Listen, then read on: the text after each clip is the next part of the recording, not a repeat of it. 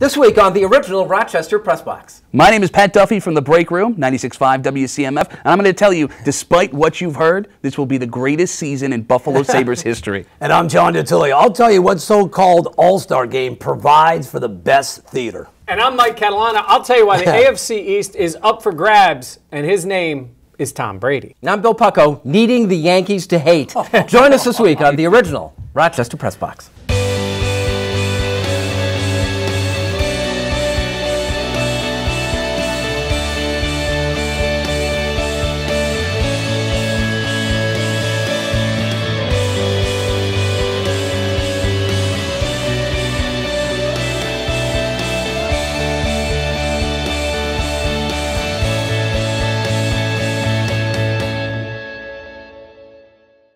Hello, everyone, and welcome into the original Rochester Press Box here. Bill Pucko with you, along with John DiTullio in his Hall of Fame jacket. Good to see you, Johnny. I love this coat. And B, it's great to be with you, Billy. WHTK. Mike Catalana from 13 WHAM News. Good to be back. And it is our pleasure to introduce Pat Duffy from the Break Room and WCMF, who's breaking in here on the original Rochester Press Box. I don't care how much experience you guys have, I am not conforming to your jacket standards in this room.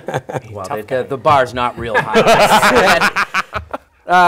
Duffy, Derek Jeter, are you emotionally invested in his retirement tour? I'm not. Well, here's the thing about baseball with me. First of all, I grew up a Blue Jays fan, just because I'm a closest in proximity team kind of kid. So I hated him. And then as I got older, I got 2 kids now, wife, one of the sports had to fall away. So I think baseball was that sport for me. So it's not something I've followed religiously the last couple of years. And I'm kind of standing back laughing at this whole Jeter thing. Now, I'll give Jeter this. He's what I like to call the bridge between old school baseball and new school baseball. Something that fathers and sons could look at together and be like, that's how you play the game. But when he's gone, that's gone. I think the retirement of Jeter may mean the death of Major League Baseball as a premier sport in America. Makes me a little sad. But other than that, meh. It might be a little overstated. Yeah, I mean, there are other guys who play. I just laugh now at the people who want to rip Jeter for everything that he is not.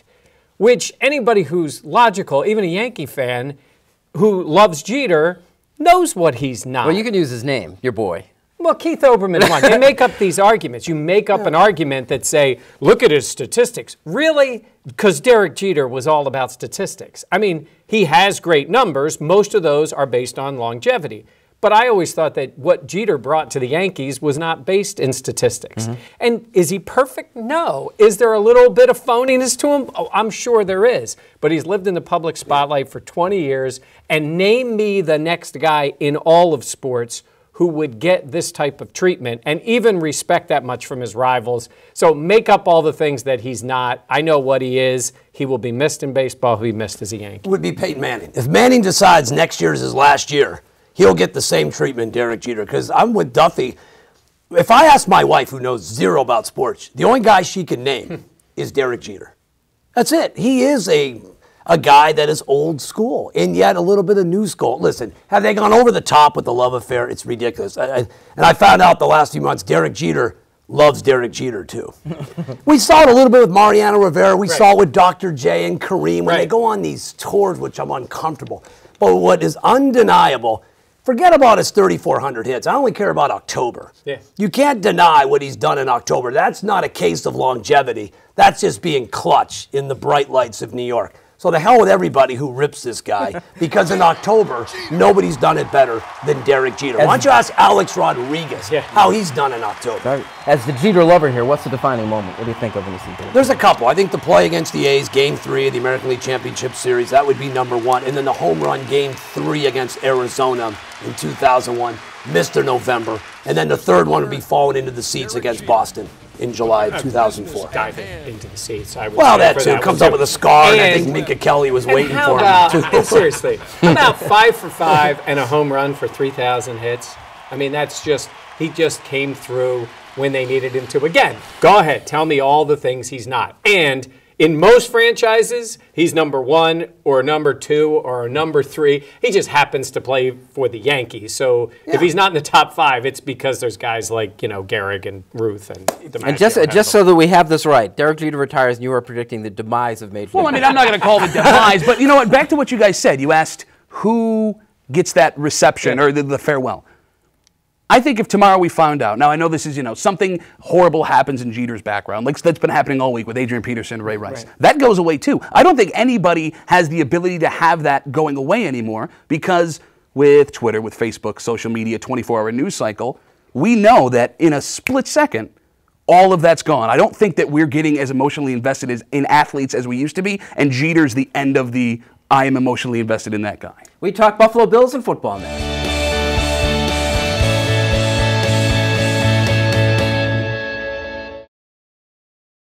You don't need to be Native American to realize it is offensive. And it's not politically correct. It's the right thing to do. He was an idiot for throwing him that pitch. The guy's phenomenal. He had no reason to give him anything, especially a fastball to hit. It's simply that these two guys, Ronaldo and Tom Brady, are too good looking. I like it, just don't admit to it. Everybody wants to hate on the best in the world. He's here to stay, and he wants to build something big time. The bottom line is, still nobody's going to like A-Rod. Welcome back to the original Rochester Press Box here. We have the Buffalo Bills playing at Houston this week. Houston is a 3.5-point favorite. Mike, what do you see? Well, I think this is a monumental game for the Bills early in the year. And you guys know I always talk about week to week to week. That's fine.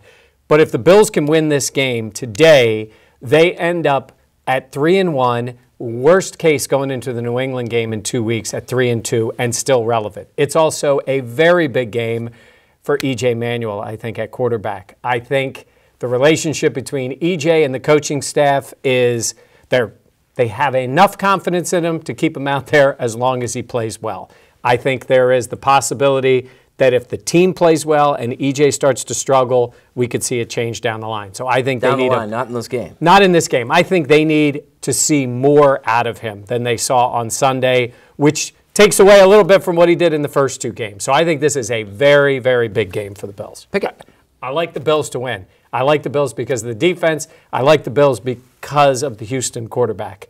I think Fitz will struggle in this game. I think he'll make a couple of plays, but he's going to throw a few up for grabs. Houston's not really that good of a team.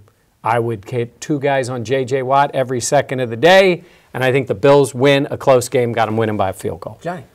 E.J. Manuel can go 0 for 25 with like 12 picks. There's no way he's going to get benched in that game. Want to know why? Because they cut Ryan Fitzpatrick to draft E.J. Manuel. So it's not going to happen. So I'm with Mike. They're not going to replace him this game, but down the road. This is two so-called ugly offenses. But I'll tend to go with, I believe, a home team with a slightly better defense and a guy who's unblockable. I'll go with Houston at home. I will lay the 3.5. I'll take Houston like 23-16. So you don't see this as being much to look at?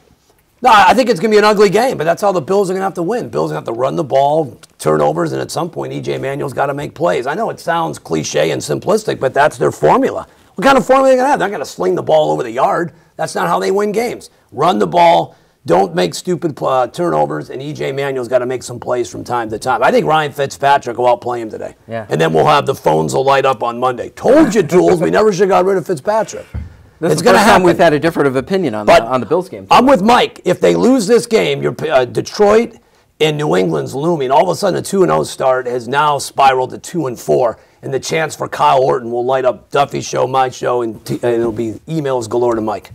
Duff? I mean, you said it, and I've been a Bills season ticket holder since I was 4 years old. Going to that stadium, first game was Jim Everett, opening game 1990, I believe it was. Nice. And having all that Bills history, I know this is a game that Buffalo not only could lose, but almost deserves to lose, and it hates me. I hate myself to say it.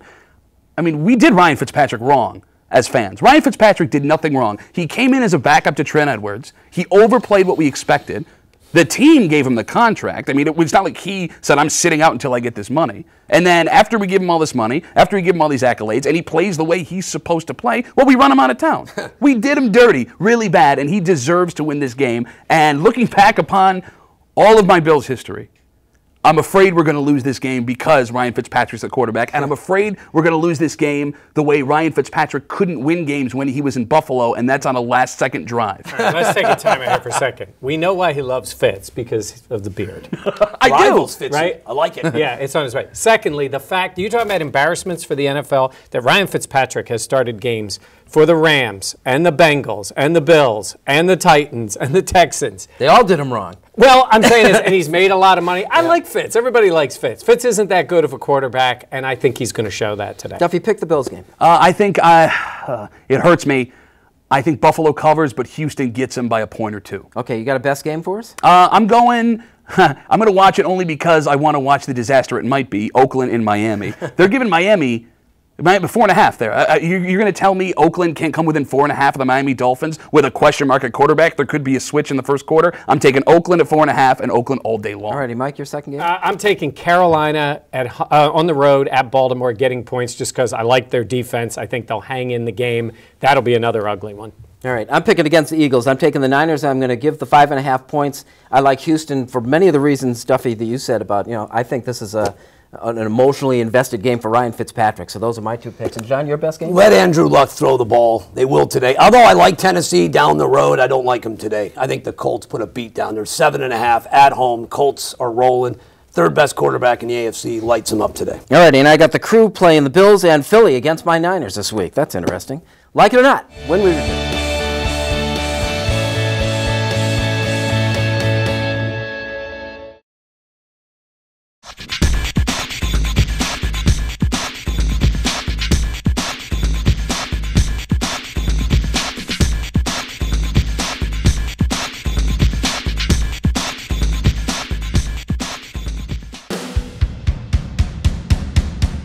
Welcome back to the original Rochester Press Box. It's Bill, John, Mike, and Duffy this week. Like it or not, Duffy, let me give you Sammy Watkins with the alligator arms on that would-be pass reception last week. Yeah, I mean, it's a lot of nothing. I was at the game. I sit 4 rows back opposite side of the field. So I saw it. I saw the pass go, and I knew exactly what he was going to do because I would have done the same thing. I mean, he throws the ball out of the end zone, safety, the drive before that. You got no real shot of winning this game. And the guy that you traded 2 first-round picks for, you want to sacrifice the rest of his season for a meaningless catch. I think he's smarter than everybody else, coming out and saying, yeah, I did that on purpose, and yeah, my fault, sorry guys. He doesn't mean it. He wouldn't do it again, and I don't blame him for not doing it. There's an old Ricky Waters line when he played for the Eagles. For who, for what? When he short-armed one at the end of a bad game. He was absolutely right to not take that hit. All right, you want to go old school and say that's what you want to see. Yes, in some ways you want to see the guy do that. I would say this. In the long term, save getting crushed for a more important play than that. Jim Kelly's throwing that ball. in a first, I can see Kelly getting in his mug, but it's E.J. Manuel almost got Marquise Goodwin decapitated by Eric Weddle. Yeah, to set that up. What do the callers think this week? No problem. It's Sammy Watkins, as Duffy just said. That's their future. I think they didn't want to see him get hurt. I didn't take one single call. Watkins is a wuss. Watkins is a mouse. I want him out of here. Didn't get any of those calls. It was all about EJ. Plus, he's playing with the ribs to begin with. So he doesn't really need an extra shot. Thank you. They put him on that last preseason game to work on that chemistry. How's that chemistry working? Well, it is funny, though, with the Flash Goodwin catch. Is it just me, or does every time somebody touches him, he leaves the game? Every single hit he's ever taken, he's been walked off the field by somebody else. Soft. He's fast. That's about it. He's fast. He's fast. Now, like it or not, Aaron Rodgers spelling out the word relax. Listen, Aaron Rodgers is the face of that franchise. Ted Thompson won't say it, the GM. Mike McCarthy won't say it. As a Packer fan, I tune into post-game shows and all the time to hear somebody say something that's going to comfort me. Right? I do. I'm a little geek that way. I love the fact Rodgers goes, relax. That's what we want to hear from your leader. That's a leader. Relax. I'm the best quarterback in the league. We'll beat Chicago today. No problems, no harm, no foul. Now, they got big issues on the offensive line. They're weak at wide receiver, and their defense is soft. They've got big issues. I think Chicago and Detroit are the front runners in that division. It's an interesting time to say it because a game in Chicago is no picnic. No, it's a monster game because their schedule gets a little bit softer in the second half. But, they could be staring 1-3 in the face after today. But that's what you want to hear from your quarterback. Yeah, Aaron Rodgers, I think he needs to upgrade the software in his iPhone because it's 2011. I think if he still thinks he's the best quarterback in the league. It's pretty close, Mike. What's happened to him for the last year plus?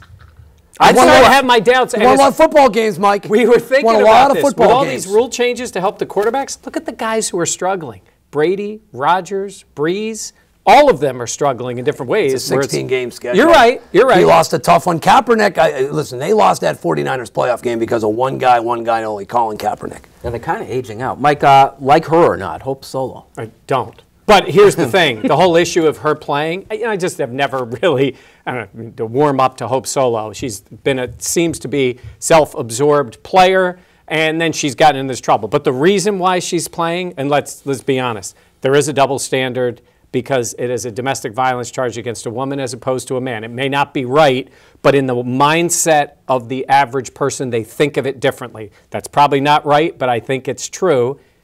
And it's women's soccer. So we retroactively go back and rejudge her that now, though? I do think it is a little bit of a different prism that you look at it on, but people don't, and it's women's soccer. Now, we're also putting her out there as the American goalie, and the U.S. team is celebrating her with all her wins. I think if they're going to have her play, they need to low-key it a little bit more, but they're not doing that at the moment. Unfinished business when we return.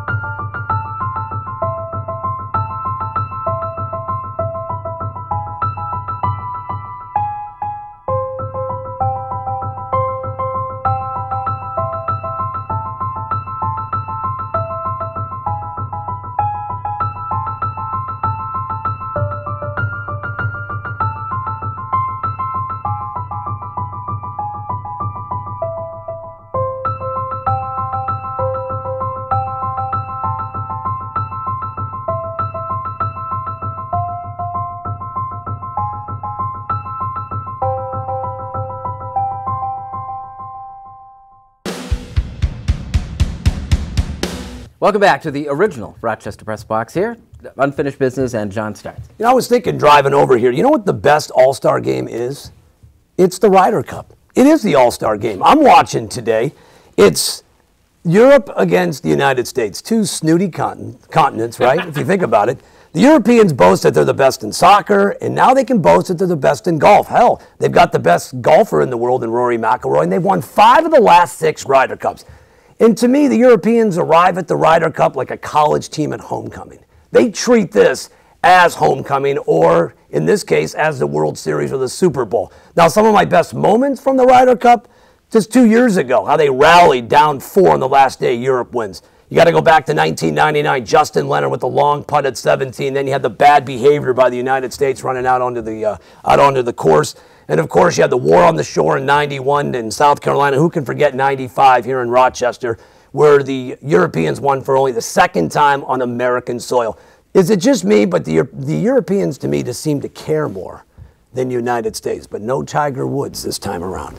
I like the young guns for the United States. But to me, it is the best All-Star game going. I love the Ryder Cup, 40th edition. But the Europeans have owned us. They've won 5 of the last 6. Yeah, it was the coolest event I think I ever had to cover or in Rochester was when the Ryder Cup came here. Call me a golf geek, but I get jacked for the Ryder Cup. Well, the Europeans are much cooler than the Americans anyhow. But I think the American they smoke room, on the green. Well, and tighter pants. Yeah, that is true. But the American room will be a little more relaxed. Now, again, we're taping this before they play them, but Tiger makes everybody a little on edge. And when Tiger doesn't do well, it hurts the Americans more than it would any other player. So, Pat Duffy.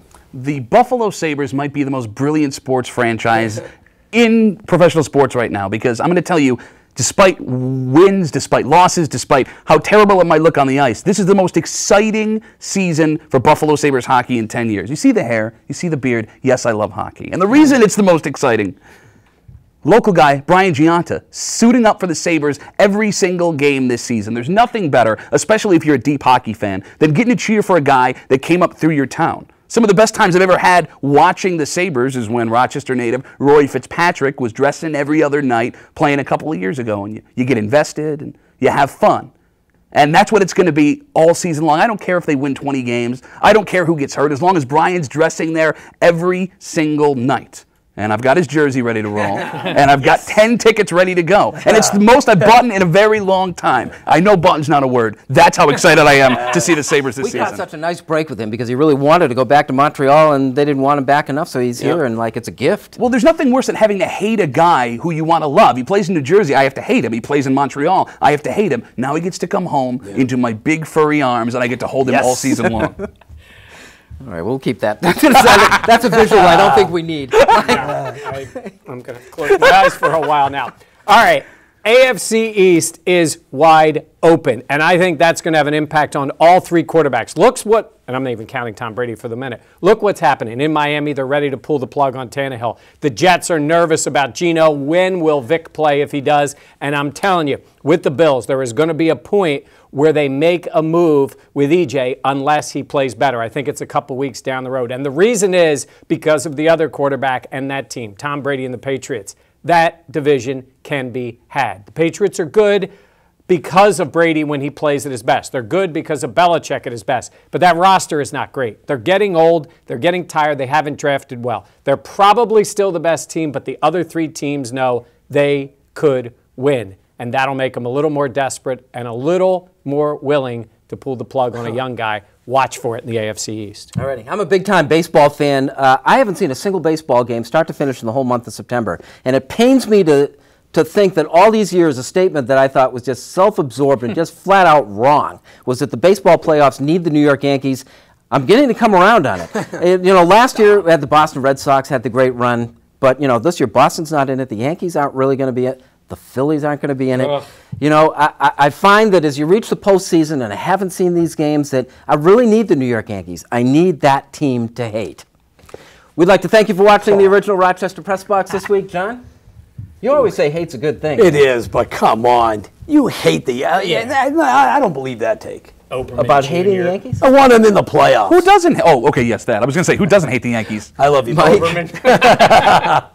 And Duffy, it was a real delight. Hey, boys, thanks for letting me hang. I appreciate it. And Diane, thanks again for joining us, and we'll see you next week on the original Rochester Press Box.